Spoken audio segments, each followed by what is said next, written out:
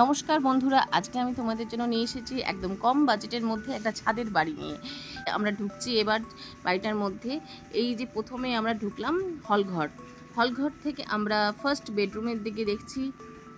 এটা একটা first bedroom. Total 3টা বেডরুম আছে, 2টো বাথরুম করা আছে। 1.5 কাঠার মধ্যে রয়েছে এই বাড়িটি। 3 তলার ফাউন্ডেশন কিন্তু করা আছে। এই রইল প্রথম বাথরুম, যেটা হচ্ছে কমন ওয়াশরুম।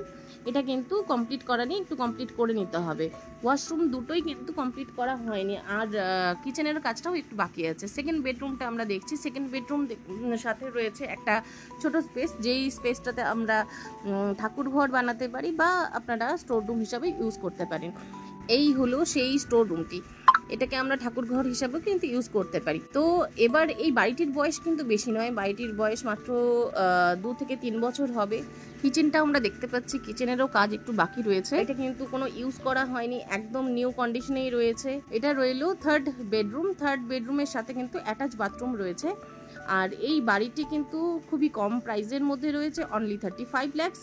আপনারা যদি এই বাড়িটি সম্বন্ধে আরও বিশদভাবে জানতে চান তাহলে অবশ্যই নিচে দেওয়া নাম্বারে কল করবেন। আর আমার ভিডিও যদি আপনাদের ভালো লেগে থাকে তাহলে অবশ্যই কিন্তু লাইক, শেয়ার, কমেন্ট একটু করে দিন, কারণ আপনার একটা শেয়ার কিন্তু আমাদের কাছে, একটা লাইক আমাদের কাছে অনেক গুরুত্বপূর্ণ।